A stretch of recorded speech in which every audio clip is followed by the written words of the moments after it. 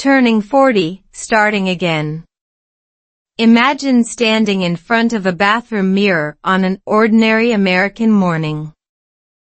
The light is a little too white, the room a little too quiet, and suddenly it hits you, you are 40 years old. No dramatic soundtrack. No movie-style revelation. Just a small, stubborn question rising in your chest like a slow heartbeat. Is it really too late? Too late to start over. Too late to learn a language you once promised yourself you would master. Too late to sound confident when you open your mouth. If that question has ever followed you around, then you already understand where this story begins, because that was exactly where I stood when I arrived in the United States. I didn't come to America chasing a perfect dream. I came with a medium-sized suitcase, a head full of practical worries, and English that looked decent on paper but collapsed the moment it met real life. You probably know that kind of English. The kind you know until a real American starts speaking, fast, relaxed, swallowing sounds like they cost money. Suddenly, words you studied for years stop behaving. You hear noise, not meaning. It feels like watching rain through a window and still not understanding why your shoes are wet. At 40, fear doesn't shout the way it does when you're young. It whispers. And that whisper is heavier. When you're 20, you're afraid of failing. When you're 40, you're afraid you're no longer allowed to fail. Your brain becomes very persuasive. It tells you things like, you should already know this, or people learn languages when they're young, or your brain just isn't flexible anymore. Psychology has a name for this, a fixed mindset. Once your brain believes ability is fixed, it starts collecting evidence like a lawyer building a case against you. During my first weeks in America, I discovered something painful. My English was almost invisible. At a grocery store, the cashier asked a simple question. I needed 2 seconds to process it. 2 seconds doesn't sound like much, but in real life it's an eternity. Long enough for them to repeat the question, or rephrase it, or look confused. And in that moment, you're not just learning vocabulary. You're learning what it feels like to disappear in public. Neuroscience shows that social exclusion activates the same brain areas as physical pain. That's why so many people quit learning English, not because it's hard, but because it hurts. One afternoon, the weather changed suddenly, the kind of American weather that teaches you humility. Sun in the morning, cold wind by evening. I stood at a bus stop, listening to people talk around me. I didn't understand everything, but I understood this: they were relaxed. They belonged. I, on the other hand, felt folded inward, not just from the cold, but from the sense that I was in the wrong place, at the wrong time. At the wrong age. 40 years old, starting again with hello and how are you? It sounded almost ridiculous. That's when a quiet realization crept in. My brain didn't actually hate English. It hated being judged. Linguists talk about the affective filter, the emotional barrier that blocks language input when you're anxious, ashamed, or afraid of mistakes. In simple terms, stress turns off learning. So when you think you're bad at listening, what's really happening is your nervous system is protecting you. Basically, your brain is throwing a small tantrum on your behalf. That insight changed everything. Instead of asking, "How can I speak like a native?" I asked, "How can I listen without fear?" I stopped forcing myself into complex materials. I leaned into slow, ordinary English. Small conversations in stores. Simple sentences on the radio. I didn't chase full understanding. I let my ears get used to the rhythm first. Language, I realized, is less like math and more like music. You don't learn it by memorizing notes. You learn it by staying in the room while the song plays. There's a strange advantage to starting at 40. You don't learn faster, but you learn deeper. You've lived long enough to hear emotion inside words. When someone says, "I'm fine," you can sense what's hiding underneath. That emotional awareness becomes a powerful listening tool. English stops being a subject and starts becoming a story. Your story. Once I accepted that starting over at 40 wasn't a failure but a quiet form of courage, the pressure eased. I stopped trying to sound smart. I focused on sounding honest. I spoke slowly. I made mistakes.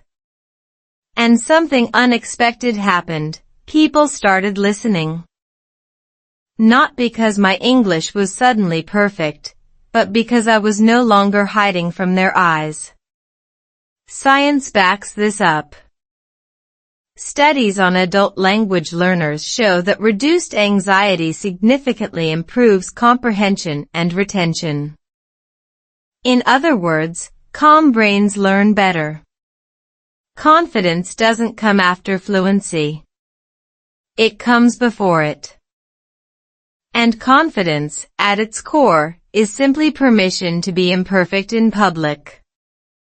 If you're somewhere on this path, maybe in America, maybe just opening an English video late at night and wondering if you should quit, remember this.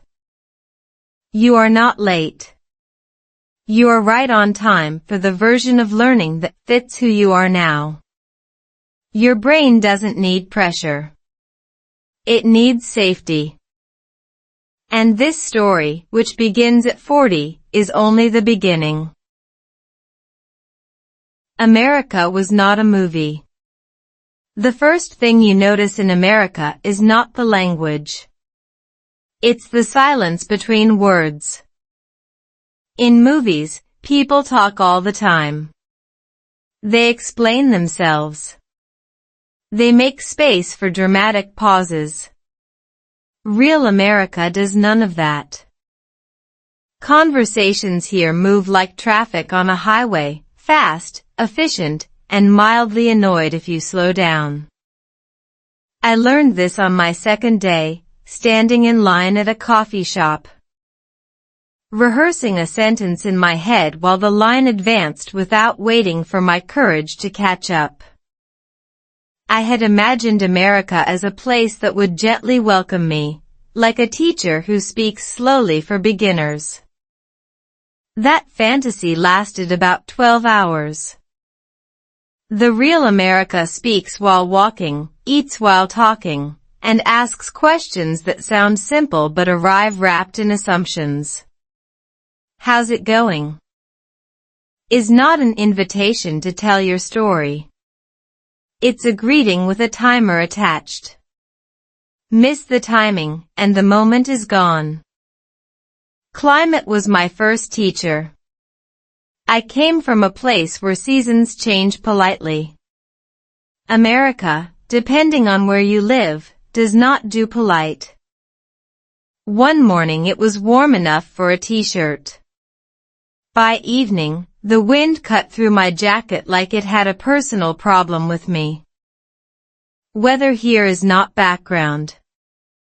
It's a character. And when people talk about it, they do it quickly, casually, as if you're supposed to already know the script. cold snap, heat wave, rain check. Each phrase slid past my ears like a train I hadn't learned to board yet. Cultural shock doesn't announce itself. It leaks into small moments. Like the way strangers smile at you but don't necessarily want to talk. Or the way people apologize constantly without actually feeling sorry. The first time someone said sorry and kept walking, my brain froze. Where I come from, an apology opens a conversation. In America, it often closes one. Understanding this required listening not to words, but to intention. And intention is always spoken faster than grammar.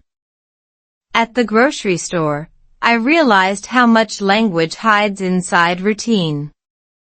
Paper or plastic? Arrived like a riddle. I knew both words. I didn't know they would be thrown at me like a pop quiz. I hesitated. The cashier didn't mean to rush me, but the line behind me did. This is how pressure works in real life. It's not aggressive. It's cumulative. One pause after another, until your brain associates English with stress instead of meaning. Psychologists call this cognitive overload. Your brain can only handle so much at once. New sounds, new accents, new rules, new social expectations, all competing for attention. When overload hits, listening is the first skill to collapse. Not because you're weak, but because your brain is busy keeping you safe. In those moments, English doesn't feel like a language. It feels like a test you didn't know you signed up for. And yet, America doesn't wait for you to adjust. That's another shock. Systems move on schedules. Appointments start on time. Forms expect answers, not explanations. When someone asks you a question, they expect a short response. This is not rudeness. It's efficiency. But efficiency is brutal when you're still translating inside your head. By the time you're ready to answer, the conversation has already moved on without you. I remember standing at a bus stop, listening to two people joke about something I couldn't catch. I laughed a second too late. That delay felt louder than silence. Humor, I learned, is the highest level of listening. It requires timing, cultural context, and confidence. At that moment, I had none of the three. My English vocabulary wasn't the problem. My processing speed was. Native speakers don't just know words. They predict them. And prediction comes from exposure, not intelligence. Here's the part no one tells you. America is not hard because people are unkind.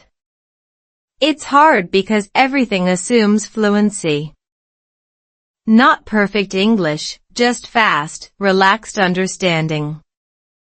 And when you don't have that yet, you feel like you're always catching up to a conversation that started before you arrived. But something interesting happened when I stopped expecting America to slow down. I started slowing myself down instead. I gave myself permission to miss things. To not understand jokes. To ask people to repeat themselves without apologizing 3 times. Research on second language acquisition shows that tolerance of ambiguity, the ability to be okay with not understanding everything, is a key factor in long-term success. In simple words, learners who don't panic, learn more. So I began treating America like a long TV series without subtitles. At first, you miss a lot. You focus on faces, tone, recurring phrases. Slowly, patterns emerge. You stop translating every word. You start recognizing chunks. You're all set. No worries. Have a good one. These phrases are not taught in textbooks, but they run the country. Climate, culture, policy, all of it became listening material. News headlines. Weather alerts. School notices. Everything was English, but not academic English. Living English. And living English repeats itself. That repetition is gold for your brain. It lowers anxiety and builds familiarity. Without realizing it, I was training my ears like a native, through exposure, not pressure. America was not a movie. It didn't explain itself. It didn't slow down for emotional close-ups. But it offered something better, endless, imperfect, real-life listening practice. Once I stopped expecting comfort and started looking for patterns, the noise turned into meaning. And that's when I realized, this country wasn't rejecting me. It was inviting me to listen differently. My English was invisible. There's a special kind of loneliness that comes from speaking and realizing no one really heard you. Not because they're rude. Not because they don't care. But because your words didn't arrive the way you thought they would. I discovered this slowly, through dozens of tiny moments, each one small enough to ignore. But together heavy enough to bend your confidence out of shape. My English wasn't bad in the academic sense. I knew grammar. I knew vocabulary. I could read articles and nod intelligently. But in real life, English behaved differently. It slipped through my fingers. I would say something, and the listener's face would tighten just a bit. That micro-expression, the polite confusion, became familiar. Sometimes they leaned closer. Sometimes they guessed what I meant. Sometimes they smiled and moved on. And in every case, a quiet message landed inside me. Your English didn't fully arrive. That's what I mean when I say my English was invisible. The words left my mouth, but the meaning didn't always make it across. Psychologists call this communication breakdown, but that sounds too technical. What it really feels like is being slightly transparent in public. Present, but not solid. Seen, but not fully registered. One day, someone asked me a simple question at work. I answered.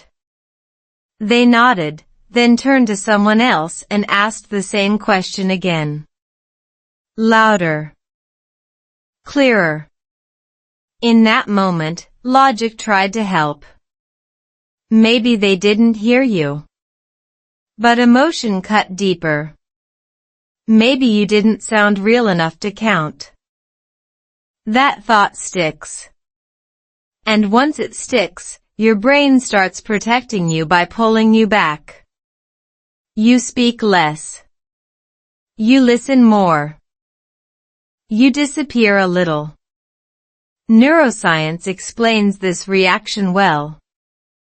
When repeated social interactions end in confusion or correction, your brain associates speaking with threat. The amygdala, the part responsible for fear, activates. Blood flow shifts away from language centers. In plain terms, the more invisible you feel, the harder it becomes to speak clearly. It's a feedback loop. And it's brutal. Listening didn't feel safer either. When people spoke quickly, linking words together, my brain worked overtime just to keep up. I'd catch the beginning of a sentence and lose the ending. Or understand every word individually but miss the meaning as a whole. That gap is exhausting. After a full day of almost understanding, I felt more tired than after physical labor. Mental fatigue is sneaky like that. There's an irony here. I came to America thinking speaking would be the hardest part. I was wrong. Listening was. Listening is passive only in theory. In reality, it demands focus, prediction, memory, and emotional regulation, all at once. Native speakers do this automatically. Learners do it consciously. And conscious processing burns energy fast. I remember sitting in a small group, everyone talking over each other, laughing. I understood maybe 60%. Enough to follow the topic. Not enough to jump in naturally. So I waited. Timing passed. The moment closed. That's when invisibility really sets in, not when you don't understand, but when you understand too late. Humor arrives late. Comments arrive late. By the time you're ready, the conversation has already moved on without you. This delay isn't a personal flaw. It's neurological. Language processing speed improves with exposure, not effort. You can't force it. But when you don't know that, you blame yourself. You think you're slow. Or old. Or just bad at languages. And once that belief settles in, motivation quietly leaks away. I almost quit practicing English altogether. Not dramatically. Quietly. I stopped pushing myself to speak. I chose silence when I could. Silence felt safer. No mistakes. No strange looks. No invisible moments. But silence comes with a cost. The less you use a language, the more foreign it feels. And the more foreign it feels, the more you avoid it. Another loop. Another trap. What broke the cycle wasn't a breakthrough. It was permission. Permission to sound incomplete. Permission to ask people to repeat themselves without apologizing excessively. Permission to let conversations pass without beating myself up afterward. Research on adult learners shows that self-compassion directly correlates with persistence. Learners who forgive themselves stay longer. And staying longer is the real secret. I began reframing invisibility. Instead of they didn't understand me, I tried the signal wasn't clear yet. Not because I was broken, but because my system was still tuning in. Radio static doesn't mean the station doesn't exist. It means you're between frequencies. I also shifted how I practiced listening. Instead of trying to understand everything, I listened for anchors. Familiar phrases. Intonation patterns. Emotional cues. Our brains are excellent at pattern recognition when we stop demanding perfection. Slowly, sentences started to arrive as units instead of puzzles. Listening became less about decoding and more about recognizing. Something subtle changed. People began responding to what I said instead of how I said it. Conversations lasted longer. I still made mistakes, but they didn't erase me from the room. My English wasn't invisible anymore. It wasn't perfect either. It was present. And presence, I learned, matters more than polish. If you feel invisible in English right now, hear this clearly. Invisibility is a phase, not a verdict. It's what happens when your listening hasn't caught up with your courage yet. Stay in the room. Stay in the sound. Your signal is coming through, slowly, imperfectly, but undeniably. Listening broke my confidence. There's a moment in language learning that feels worse than silence. It's when you're listening carefully, honestly trying, and your brain still gives up halfway through a sentence. Not dramatically. Just quietly. Like a tired employee closing their laptop without asking permission. That moment broke my confidence more than any speaking mistake ever did. I used to believe listening was the easy skill. You don't have to perform. You don't have to open your mouth. You just sit there and let the language come to you. That belief survived exactly one real conversation in America. Listening here is not passive. It's an endurance sport. And I was completely untrained. The worst part wasn't not understanding. It was almost understanding. Catching the first half of a sentence, nodding along. Feeling hopeful, then losing the ending and realizing the meaning escaped while you were busy translating the beginning. That gap hurts. Your brain hates unfinished patterns.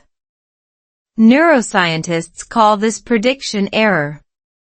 Your brain constantly predicts what comes next.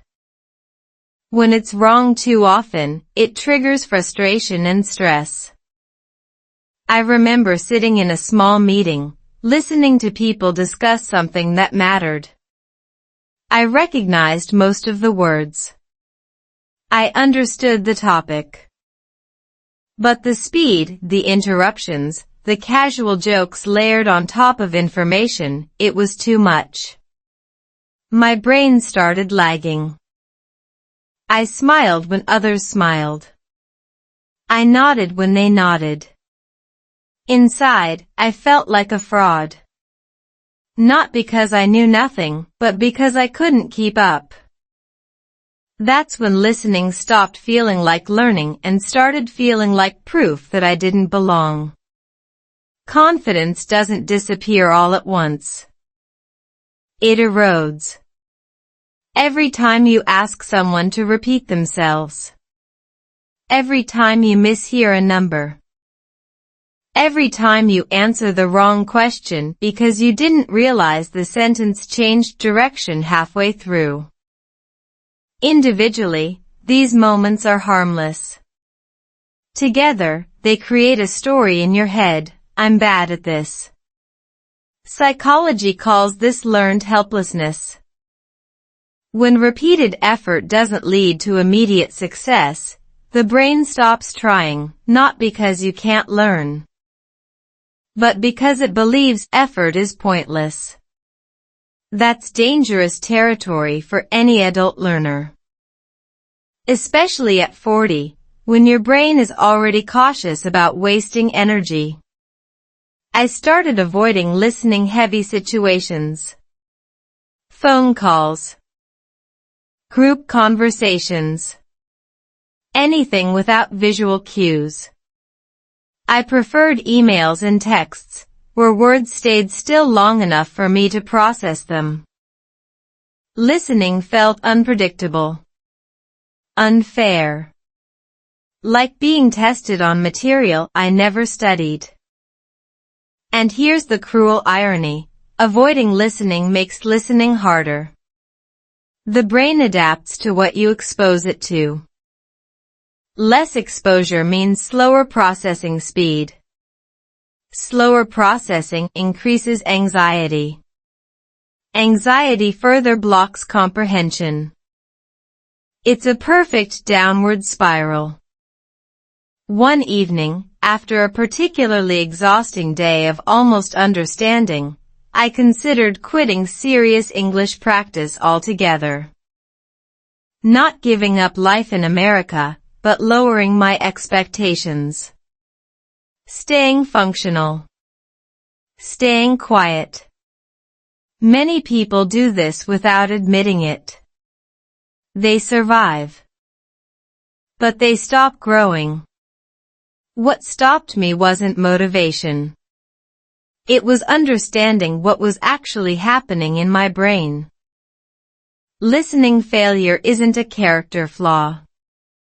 It's a cognitive bottleneck. When native speakers listen, they don't hear individual words. They hear chunks.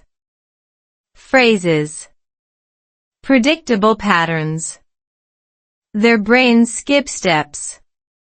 Learners, especially adult learners, try to process everything consciously. That's like trying to read every letter instead of whole words. It works, but it's slow and exhausting. Once I understood that, I changed my approach. I stopped treating listening as a test of intelligence and started treating it as a training of reflexes. You don't build reflexes by trying harder. You build them by repeating the right conditions. I lowered the difficulty dramatically. Slower audio. Familiar topics. Voices that didn't stress me out. I listened while walking, cooking, existing, not sitting stiffly like an exam candidate. Research shows that relaxed, repeated exposure strengthens auditory pathways more effectively than intense, stressful practice. In simple terms, calm repetition beats heroic effort. I also allowed myself to not understand without reacting emotionally. This was the hardest part. The urge to judge yourself when meaning slips away is strong. But every time I stayed calm, I noticed something interesting. My brain recovered faster. I caught the next sentence. Sometimes the meaning filled itself in retroactively. That's how prediction learning works.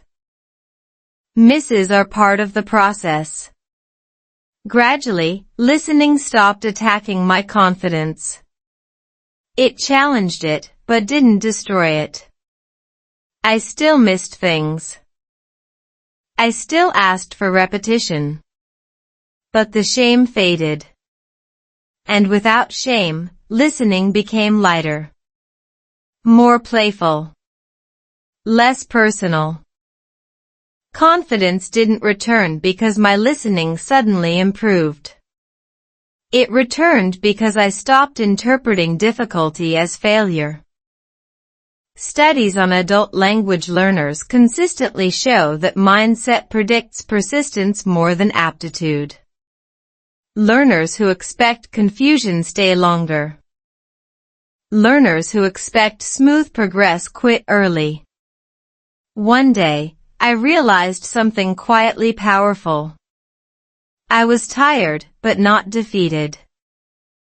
Listening no longer made me feel small.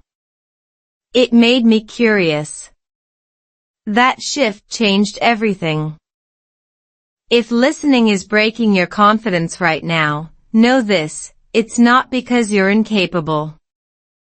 It's because listening is the last skill to feel comfortable, and the first to feel overwhelming.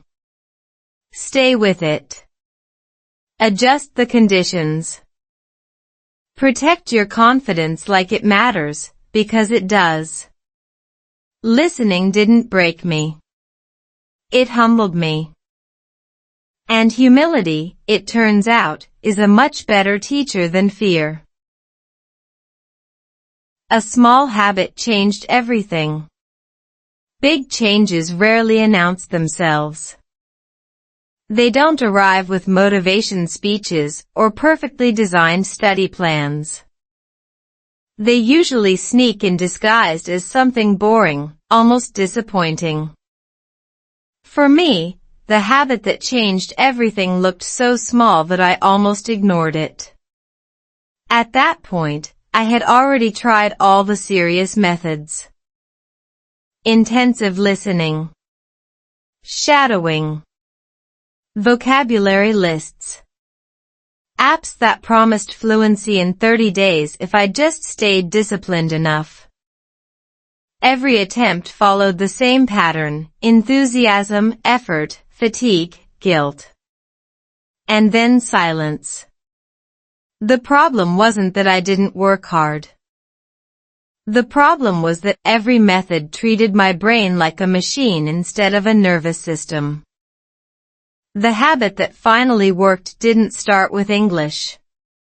It started with my mornings. Instead of opening an app or forcing myself to study, I played a short, slow piece of spoken English while doing something neutral, making coffee, washing dishes, tying my shoes. No subtitles. No pausing. No pressure to understand. Just sound in the background. At first, it felt useless. My brain wanted tasks, goals, measurement. This felt like cheating.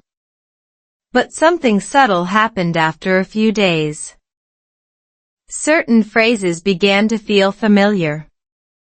Not clear. Not fully understood. Just known. My brain recognized them the way it recognizes a song you've heard before but never learned the lyrics to. That recognition came without effort.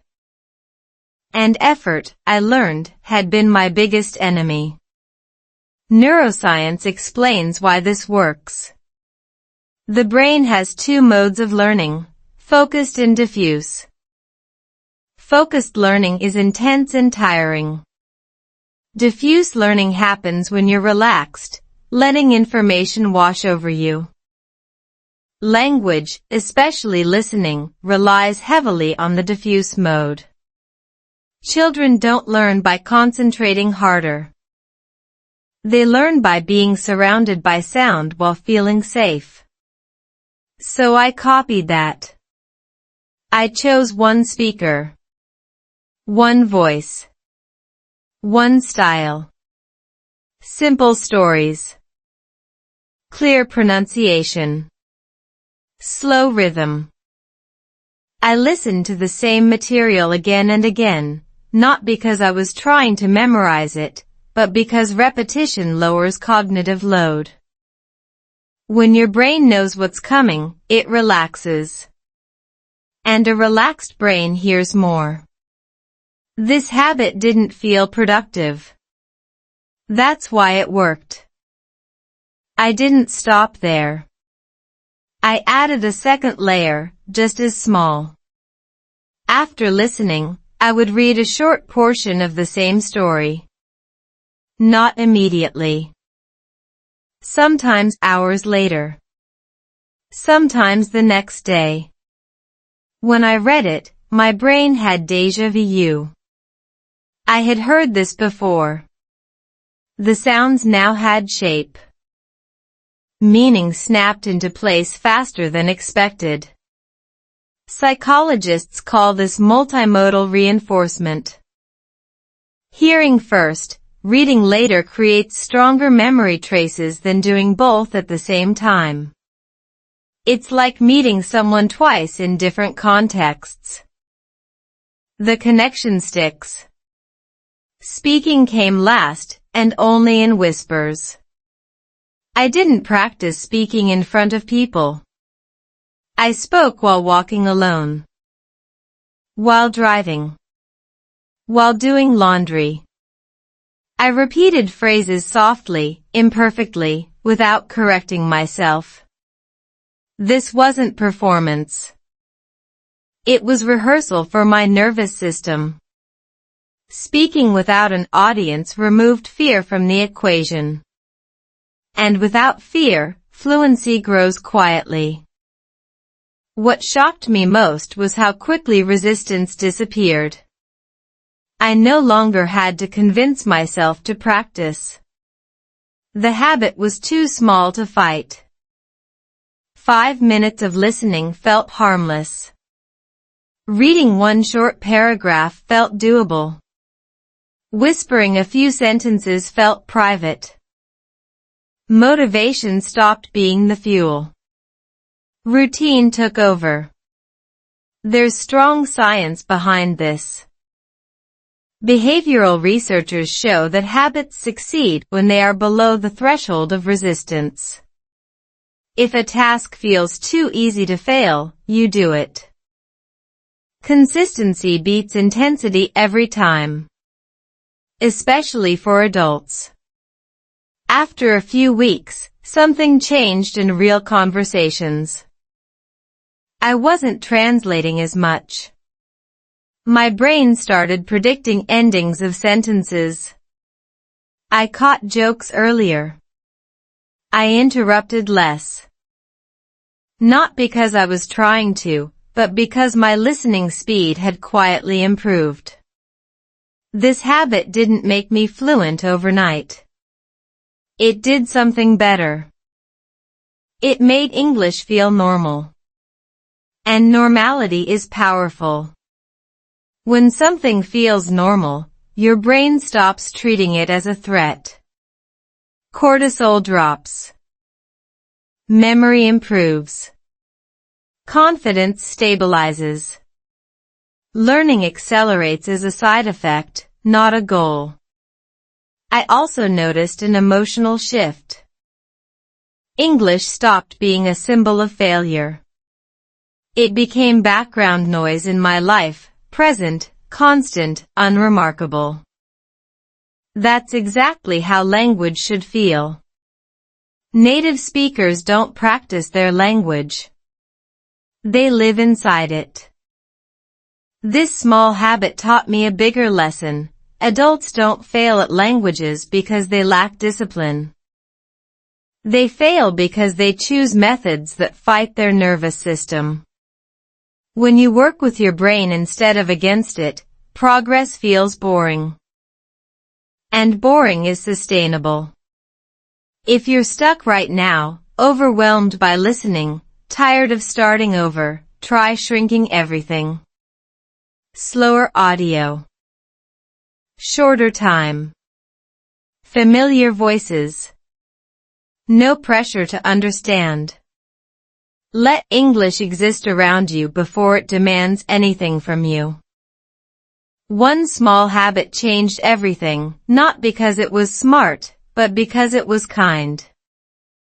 And kindness, it turns out, is one of the most underrated learning strategies we have.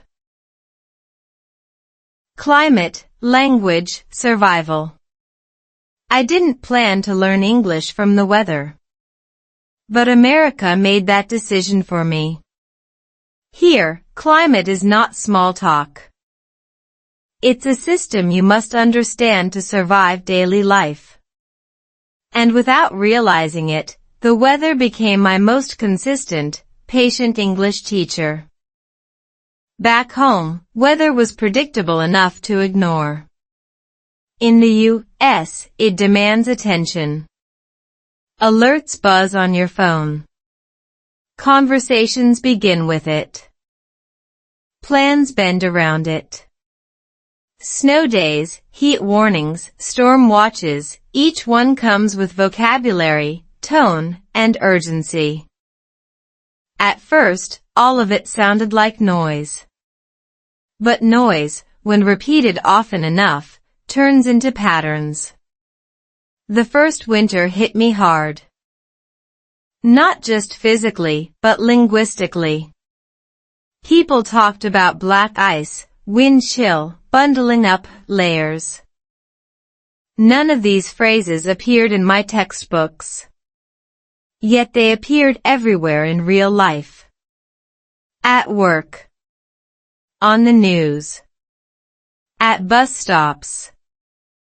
Language learning research calls this contextual repetition. When words appear in meaningful, repeated situations, the brain absorbs them faster and with less effort. I didn't sit down to study weather vocabulary. I lived inside it. I learned that Americans don't describe weather poetically. They describe it functionally. It's brutal out there. Feels like 10. Watch the roads. Short sentences. Clear intent. When the climate is harsh, language becomes efficient. And efficiency, I realized, is easier to listen to. Fewer words. Strong stress. Clear purpose. This mattered because my listening improved the most when language had stakes. When it's just conversation, your brain can drift. When weather affects your safety, your attention sharpens. Neuroscience shows that emotionally relevant information gets prioritized by the brain. Survival-related language sticks. That's why I remembered weather phrases faster than polite greetings. My brain decided they mattered. Seasons also changed how people spoke. In summer, conversations stretched. Voices relaxed. Small talk lingered. In winter, everything shortened. People spoke while walking, hands buried in pockets, words compressed by cold air. Listening to English across seasons taught me rhythm. The same language, different pace. Cultural differences hid inside climate responses too. Americans plan around weather aggressively. They check forecasts obsessively. They cancel early. They warn each other constantly. This shaped their language. Conditional phrases everywhere. If it snows, in case it drops, unless it clears up. At first, these sentences confused me. Too many possibilities. But over time, I noticed a pattern. English here prepares for disruption. It assumes change. That assumption leaked into everyday speech. People hedge. They soften statements. Probably.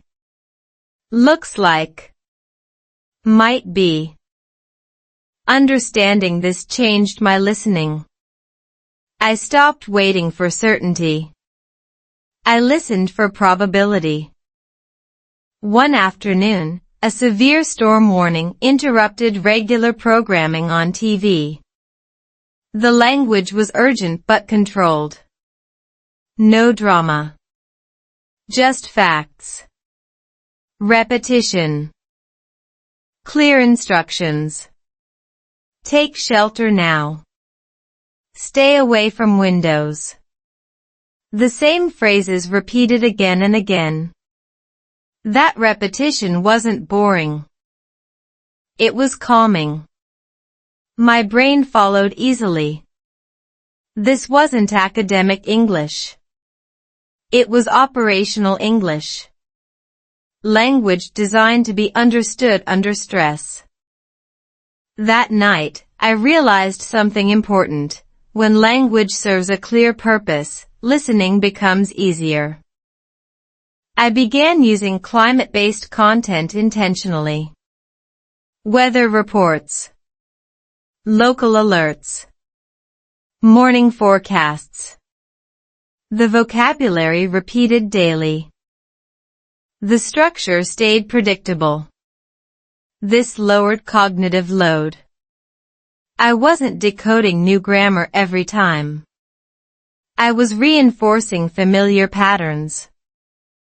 According to language acquisition studies, predictability accelerates listening fluency. Your brain fills gaps automatically when structure is known. Climate also forced me to interact. Asking about weather felt safe. Neutral. No emotional risk. Cold today. Hot enough for you? These weren't deep conversations, but they were real. They gave me listening reps without pressure. Speaking reps too. Short, forgiving exchanges. And then there were policies. Snow emergencies. Parking rules. School closures. All announced in English. Often fast. Often without explanation. At first, I missed important details. Where not to park. When trash pickup changed. Consequences followed quickly. Tickets don't care about your accent. Policy language taught me another listening skill, scanning for key information. Numbers. Dates. Actions. I stopped trying to understand every word. I listened for what mattered. This is a critical skill native speakers use instinctively. Learners have to practice it consciously.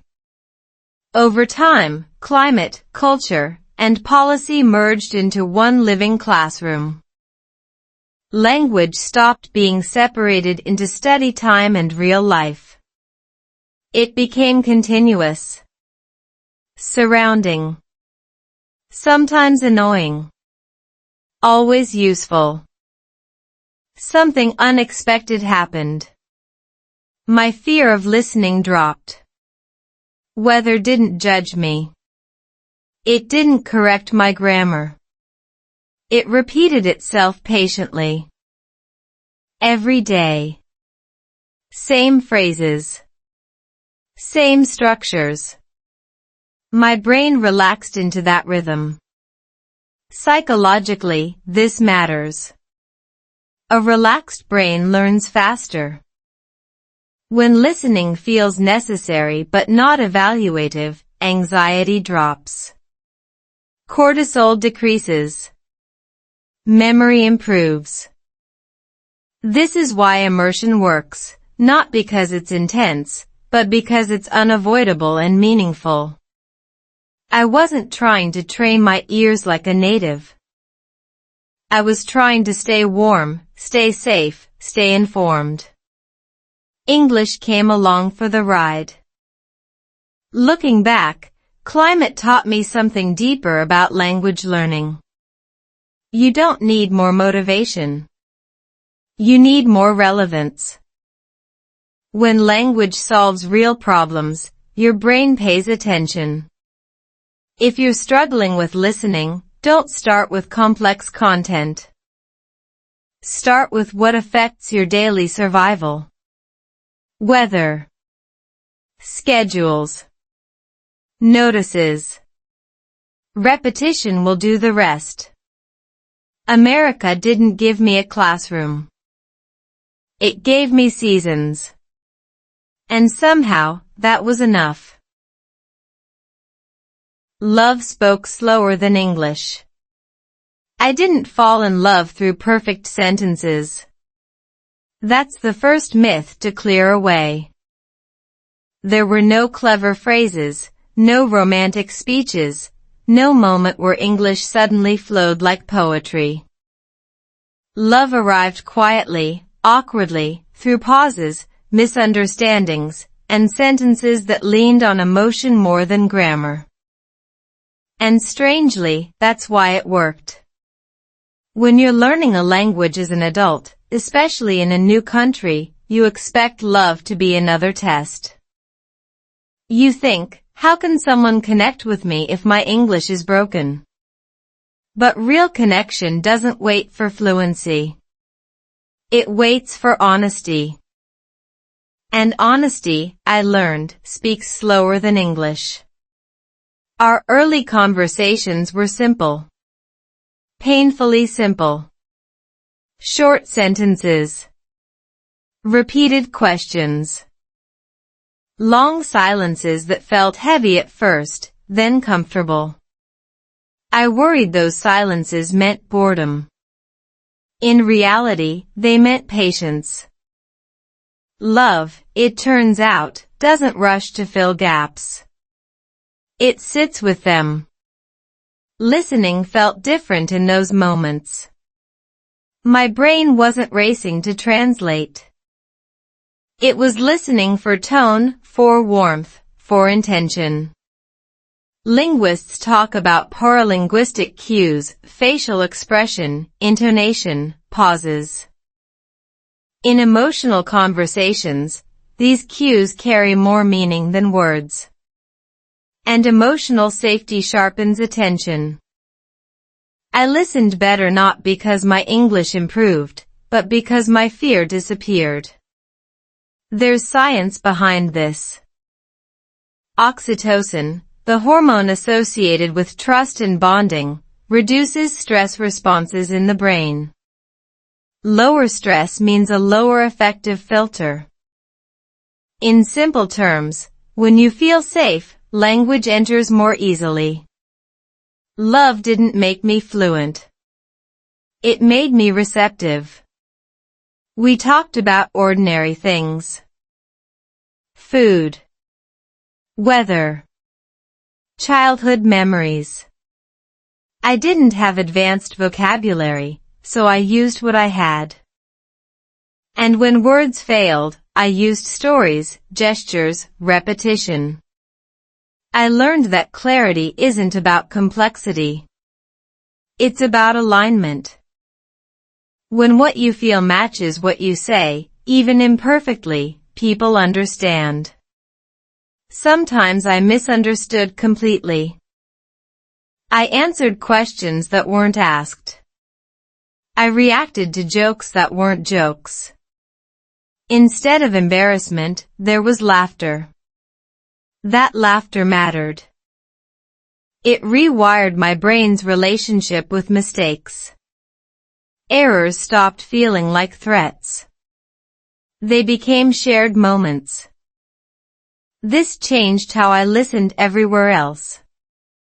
I noticed that native speakers slow down naturally when they care.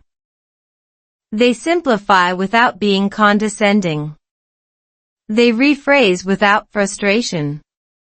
That rhythm, slow, intentional, responsive, became my model. I stopped trying to match speed. I matched sincerity. One night, during a quiet conversation, I realized something profound. I was following the conversation effortlessly. Not every word, but the meaning. The feeling. The direction. My brain wasn't decoding English. It was tracking emotion. This is how children listen before they understand grammar. Emotion first. Structure later. Language teachers rarely talk about this. But emotional context accelerates comprehension. Studies show that learners retain vocabulary better when it's tied to personal relevance. Love is the highest form of relevance. Every word mattered because the person mattered. This didn't mean conversations were easy. They were vulnerable. Talking about feelings in a second language is terrifying. You can't hide behind eloquence. You're exposed. But exposure creates depth. And depth creates memory. I remembered words connected to moments. Apologies. Reassurance. Joy. Disappointment. Those words stuck because they were earned. Over time, I noticed my listening speed improving again, but differently than before. It wasn't about catching fast speech. It was about anticipating meaning. I knew when a sentence was about to soften. When a joke was coming. When silence meant something important. Prediction is the core skill of native listening. Love trained that skill gently. There's also cultural listening involved. Love forced me to understand indirect communication. In American culture, people often soften emotions. They hint. They circle around discomfort. At first, I took everything literally. Later, I learned to hear what wasn't said. That skill transferred everywhere, from workplace conversations to casual friendships. Love also taught me boundaries in language. When to stop explaining. When to let silence work. When not understanding was okay. Not every moment needs words. That realization reduced pressure. And reduced pressure improved fluency. I stopped thinking of English as a performance. It became a bridge. A tool. Sometimes shaky, sometimes narrow, but always usable. Love didn't demand perfection. It demanded presence. This presence reshaped my identity as a learner. I wasn't a bad English speaker anymore. I was a person communicating across differences. That reframing matters. Identity influences motivation. When you see yourself as capable of connection, you persist. Looking back, love was my slowest classroom and my most effective one. No curriculum. No objectives. Just repeated, meaningful listening in a safe space. That's the ideal learning condition. If you believe your English is too weak for connection, remember this: people don't fall in love with grammar. They fall in love with attention. With effort. With care. And those qualities don't require advanced vocabulary. Love didn't fix my English. It softened it. And softness, I discovered, is not a weakness in language learning. It's an entry point. Sometimes the fastest way to understand a language is to let someone matter more than your mistakes. Marriage without perfect English. Marriage doesn't wait for fluency. That was the first reality check. Life together moves forward whether your sentences are polished or broken, whether your listening is sharp or delayed. Bills arrive. Schedules collide. Emotions surface. And somehow, all of it demands language, imperfect, unfinished, human language. I entered marriage in America still carrying the quiet insecurity of my English. Not dramatic insecurity. Practical insecurity. The kind that shows up when you need to explain how you feel but don't have the exact words. Or when you understand the words but miss the emotional weight behind them. Marriage doesn't give you multiple choice questions. It gives you open-ended ones. At first, I thought my English would be the biggest problem. It wasn't. The real challenge was learning how Americans communicate inside a marriage. Direct on the surface, indirect underneath. Clear statements mixed with emotional hints. I listened carefully, but sometimes I listened too literally. I heard words and missed intention. That gap caused small misunderstandings that felt bigger than they were. For example, when someone says, "It's fine," in American English, it doesn't always mean fine. It can mean tired, or disappointed, or "I don't want to argue right now." Learning this wasn't about vocabulary. It was about cultural listening. Psychologists call this pragmatic competence, the ability to understand meaning in context. And it's one of the hardest skills for adult language learners. Early on, I over-explained everything. I thought clarity meant more words, longer sentences, detailed logic. In reality, too many words sometimes made things worse. Marriage taught me that listening often matters more than explaining. And listening, in emotional situations, is rarely about catching every word. It's about noticing tone shifts, pauses, breathing. There were moments when my listening lagged behind emotion. Arguments moved faster than my processing speed. By the time I understood what was really being said, the moment had already passed. That delay felt dangerous. Not because of language, but because of timing.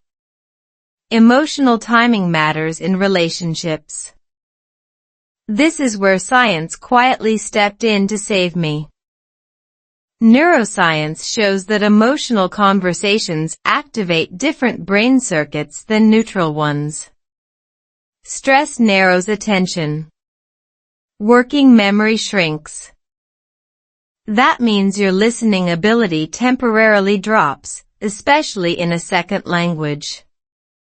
Knowing this changed how I responded. Instead of forcing myself to keep up, I learned to slow the conversation down. Simple phrases became tools. "Give me a moment." "Can you say that again?" "I want to understand this right." These weren't signs of weakness.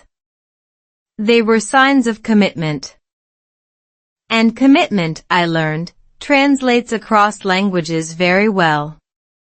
Marriage also taught me repetition without shame. Important conversations repeated themselves. Themes came back. Feelings resurfaced. At first, I felt embarrassed not remembering exact wording. Later, I realized repetition was a gift. Every repeat made listening easier. Familiar phrases lowered emotional intensity. My brain could focus on meaning instead of survival.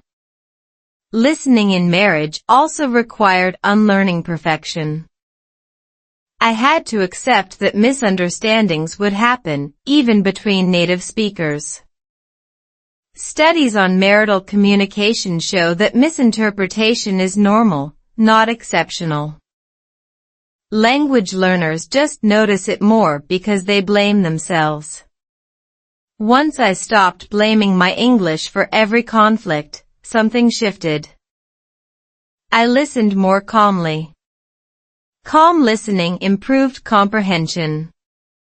Improved comprehension reduced conflict. The loop reversed.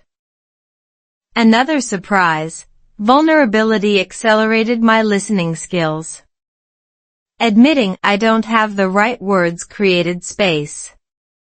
It invited patience. It slowed things down. Emotional safety increased. And when safety increases, the brain opens up. The affective filter drops. Language flows more freely, not faster, but clearer. Marriage also expanded my listening beyond words. Silence became informative.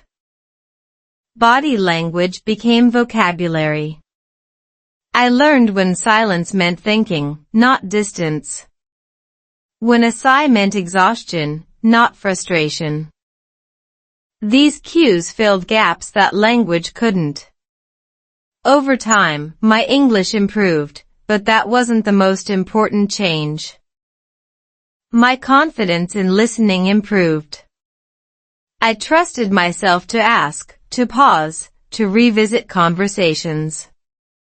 That trust mattered more than speed. There were moments of humor too. Misused words. Accidental double meanings. Instead of embarrassment, they became shared stories. Humor reduced tension. Reduced tension improved memory. Those moments stuck, not as failures, but as connection points. Marriage didn't demand perfect English. It demanded presence, patience, and willingness to repair. Repair is a powerful concept in psychology. It means returning to a misunderstanding and fixing it later. Language learners are excellent at repair, once they stop feeling ashamed. I noticed something else. As listening improved at home, it improved everywhere else. Work conversations felt less intimidating. Social listening felt lighter. Marriage had trained my nervous system to stay engaged during emotional complexity. That skill transferred naturally. Looking back, marriage wasn't an obstacle to learning English. It was a laboratory. A place where listening mattered deeply, repeatedly, and safely. The stakes were real, but the environment allowed growth. If you're afraid your English isn't good enough for deep relationships, remember this: relationships don't require perfect language. They require effort over time. Listening over speed. Repair over pride. Marriage didn't wait for my English to catch up. It walked with it, slowly, imperfectly, but forward. And that steady movement taught me something essential. Fluency is not the ability to speak without mistakes. It's the ability to stay connected despite them. The quiet power of staying when it's hard. There comes a moment in every long journey when nothing feels dramatic anymore. No big failures. No big victories. Just days that look the same. You wake up. You do what you're supposed to do. You go to bed. And somewhere inside, a quiet voice asks, "Is this really worth it?" This part of the journey doesn't get much attention. People talk about beginnings. They talk about breakthroughs. They talk about success stories. But very few talk about this stage. The stage where you're tired. But not broken. Bored. But not lost. Doubtful. But still standing. This is where most people leave. Not because they failed, but because they got tired of staying. I remember a period in my life like this. Nothing was wrong on the surface. I was doing what I had planned. I was making slow progress. But the excitement was gone. Every day felt heavy in a quiet way. I wasn't unhappy. Just empty. And that emptiness was dangerous. Because it whispered something very tempting. You could stop. No one would blame you. No one would even notice. That thought didn't come loudly. It came softly. Reasonably. Almost kindly. And that's why it was so powerful. Most people think quitting happens in anger or pain. But often, it happens in calm moments. When you're simply tired of caring. I didn't quit. Not because I was strong. Not because I was disciplined. But because I asked myself one honest question. If I leave now, will I respect myself later? I didn't know if staying would lead to success. I didn't know if my effort would ever be seen. But I knew this.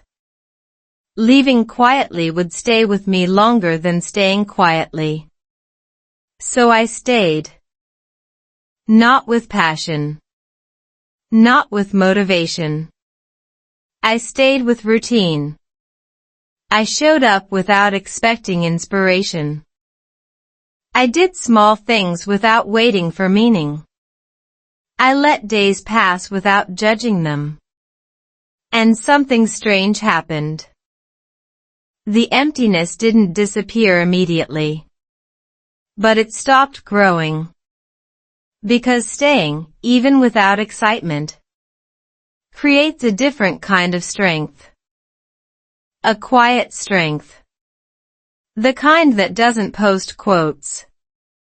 The kind that doesn't announce itself. The kind that simply keeps going. You see, growth doesn't always feel like growth. Sometimes it feels like stagnation. Sometimes it feels like repetition. Sometimes it feels like nothing at all. But beneath that stillness, something is being built. Patience. Endurance. Self-trust. These are not skills you learn in moments of excitement. They are learned in moments of boredom. Most people never reach this part. Because it requires something rare. The ability to stay without applause. When no one is watching. When no one is praising. When progress is invisible. If you're here, listening to this, feeling stuck, slow, or unsure, I want you to hear this clearly. You are not failing. You are not behind. You are not wasting your time. You are in the middle. And the middle is where character is formed. This is where you learn whether your commitment depends on feeling good or on knowing why you started. You don't need to push harder right now. You don't need to reinvent your life. You just need to stay honest. Ask yourself, what is one small thing I can continue today? Not improve. Not perfect. Just continue. Consistency at this stage is not about ambition. It's about integrity. It's about being the kind of person who doesn't disappear when things get quiet. Later, much later, when something finally shifts, people will say you were lucky. They will say you were patient. They will say you were disciplined. But they won't see this part. The part where staying felt meaningless. The part where you almost left. The part where nothing rewarded you. And that's okay. Because the reward was internal. You became someone who knows this truth.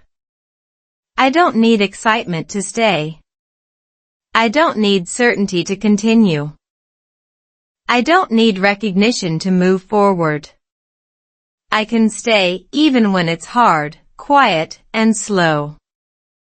If today feels like one of those days, where quitting feels easy and staying feels heavy, I want you to remember, this is not a sign to stop. This is a sign you're building something real. Stay. Not loudly. Not perfectly. Just stay. And tomorrow, do it again. When you realize you've already changed, there is a moment that doesn't announce itself. No celebration. No dramatic music. No clear line in the calendar. It's the moment you realize you are no longer the person who started. It usually happens quietly. You respond differently to a problem. You don't panic like before. You don't explain yourself as much. You don't feel the need to prove anything. And that's when it hits you. Something inside has shifted. Not suddenly. Not completely. But permanently. For a long time, I thought change would feel louder. I thought it would feel like confidence, or excitement, or certainty. But real change feels calm. It feels like standing still, while the world around you moves differently. I noticed it one ordinary day. A situation came up that would have shaken me in the past. Something uncertain. Something unfair. Something out of my control. And I waited for the familiar reaction. The tension. The fear. The urge to fix everything immediately. But it didn't come. Instead, there was space. Not emptiness. Space. Space to breathe. Space to think. Space to choose my response. That's when I understood. All those quiet days mattered. The days when nothing seemed to change. The days when progress felt invisible. The days when staying felt harder than leaving. They were not wasted. They were shaping how I stand in the world. Growth doesn't always show up as achievement. Sometimes it shows up as restraint. You don't react as quickly. You don't take things as personally. You don't chase validation the same way. You trust yourself more, even when you don't have answers. That kind of trust is built slowly. It comes from surviving your own doubts. From keeping promises to yourself. From staying when quitting would have been easier. Most people underestimate this kind of growth. Because it doesn't look impressive. There's no applause for emotional stability. No award for patience. No recognition for inner strength. But this is the kind of growth that changes how you experience life. You stop living in constant urgency. You stop measuring your worth by outcomes. You stop confusing motion with progress. And here's the part few people talk about. When you change internally, your goals often change too.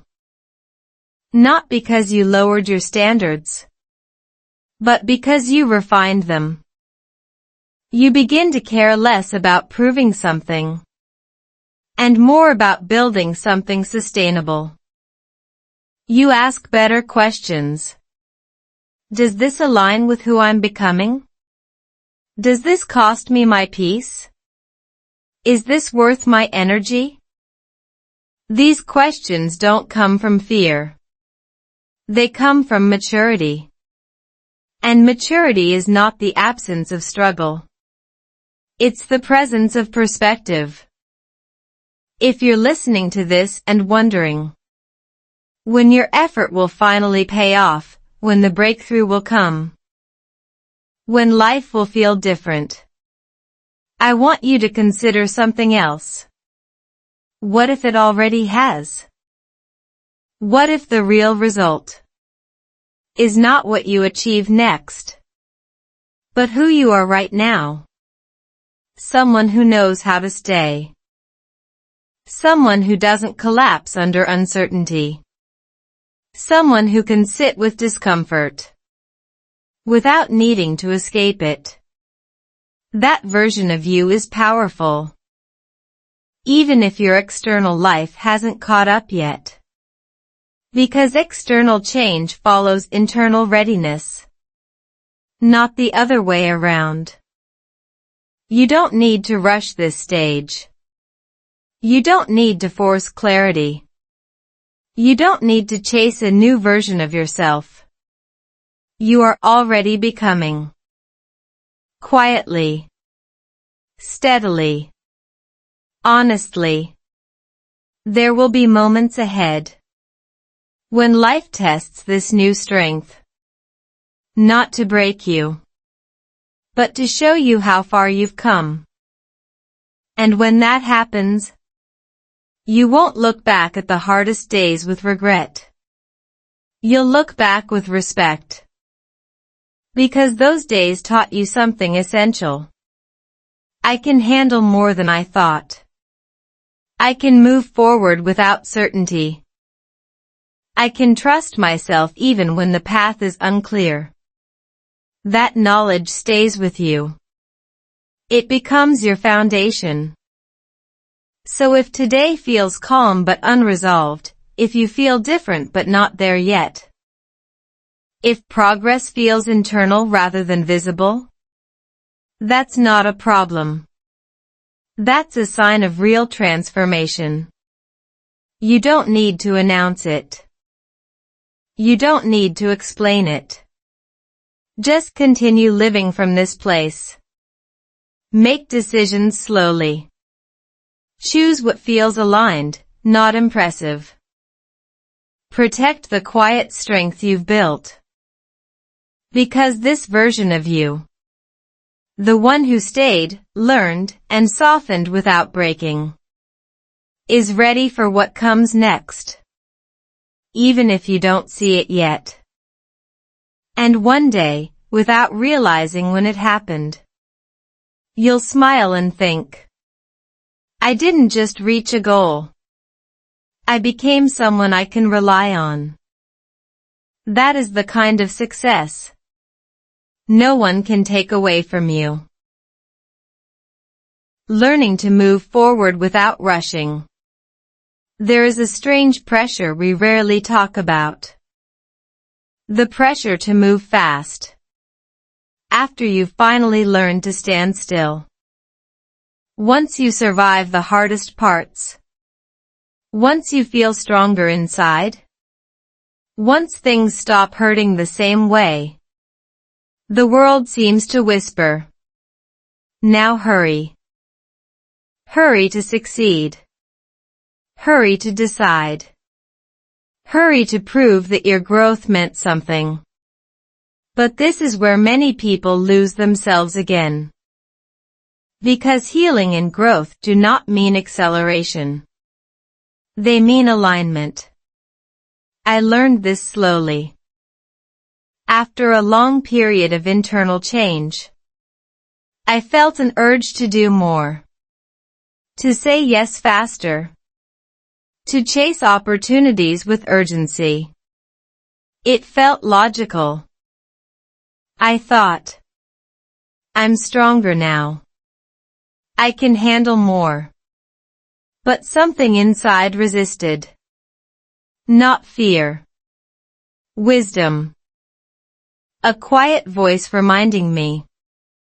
Just because you can move fast doesn't mean you should.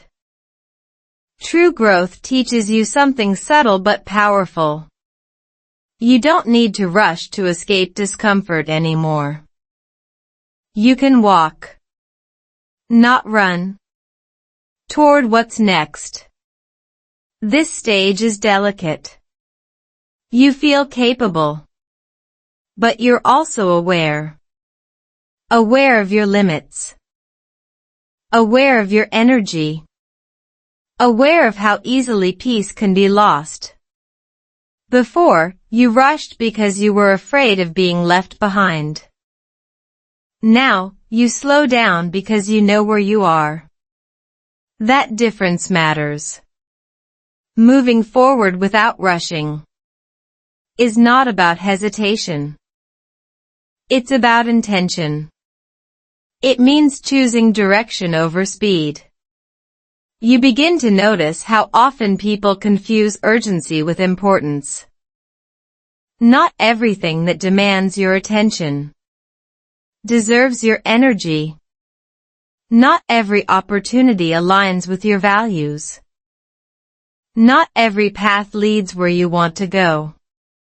And for the first time, you're okay with letting some things pass. That doesn't make you passive. It makes you selective. I remember turning down something I would have accepted immediately in the past. It looked good on the surface. It promised progress. It offered validation. But it didn't feel right. And instead of arguing with that feeling, I listened.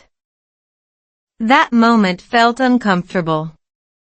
Not because I made the wrong choice, but because I broke an old pattern. The pattern of saying yes to feel worthy. Growth often feels like disappointing your past self. The version of you who believed more was always better. Faster was always smarter. Busy meant successful. But the present version of you knows better. You've learned that rest is not laziness. That clarity takes time. That forcing outcomes leads to fragile results. So you move forward differently now. You pause before committing. You ask how something will affect your life, not just your image. You accept that progress can be quiet. This doesn't mean you've lost ambition. It means your ambition has matured. It's no longer fueled by fear or comparison. It's guided by purpose. If you're listening and feeling unsure about what your next step should be, that's not a failure. That's awareness. You don't need a perfect plan right now. You don't need to explain your pace to anyone. You only need to keep one promise: to move in a way that respects who you've become. Sometimes that means acting boldly. Sometimes that means waiting. Waiting is not doing nothing. Waiting is choosing not to betray yourself. The hardest part of this stage is trusting that slower does not mean stuck. We live in a world that celebrates visible motion. But internal alignment is invisible. No one claps when you say no to something misaligned. No one notices when you choose peace over pressure. But those choices shape your future quietly and powerfully. When you stop rushing, you begin to see more clearly. You notice patterns. You notice what drains you. You notice what brings genuine energy. And slowly, your path becomes more defined. Not because you forced it, but because you allowed it. If your life feels calm but undefined right now, if you feel capable but unhurried, if you sense that something is coming, but don't know when, you are exactly where you need to be. This is the space where intentional lives are built. Lives that don't collapse under pressure. Lives that aren't driven by fear. Lives that move forward with quiet confidence. You don't owe the world speed. You don't owe anyone proof of your growth. You owe yourself honesty. So take the next step. When it feels aligned. Not when it feels rushed. Move forward. Without abandoning your peace. Because the strongest momentum comes from knowing you are moving in the right direction, even if you're moving slowly. And that kind of movement lasts. It was never too late after all. There is a moment at the end of long journeys when nothing explodes. No fireworks. No dramatic music. No clear finish line. Just a quiet realization. You wake up one ordinary morning and something feels different, not louder, not bigger, just settled. That's how this story ends. Not with a grand victory, but with peace. If you had asked me years ago whether starting over at 40 in America was possible, I would have smiled politely and avoided the question. Not because I didn't believe in change, but because I didn't trust timing. I thought opportunity had an expiration date. I thought language belonged to the young. I thought love, confidence, and belonging had a window, and I had missed it. What I didn't understand then is this: life doesn't close doors based on age. It responds to readiness. Readiness is not enthusiasm. It's not motivation. It's not confidence. Readiness is willingness to stay when things are uncomfortable, to learn when you sound foolish, to love when certainty is gone. Looking back, America didn't give me a new life. It gave me a mirror. The climate forced me to slow down and observe. The culture forced me to speak up without hiding. The language forced me to listen before reacting. Love forced me to grow without guarantees. Each challenge sharpened something inside me that had been dull for years. Psychology tells us that major life transitions rewire identity. When you change countries, languages, and roles at the same time, your brain enters a state of neuroplastic openness. That sounds technical, but it simply means this: your mind becomes more flexible than usual. Patterns loosen. Assumptions weaken. New habits have space to form. That's why starting over later in life can actually work, if you let go of who you think you're supposed to be.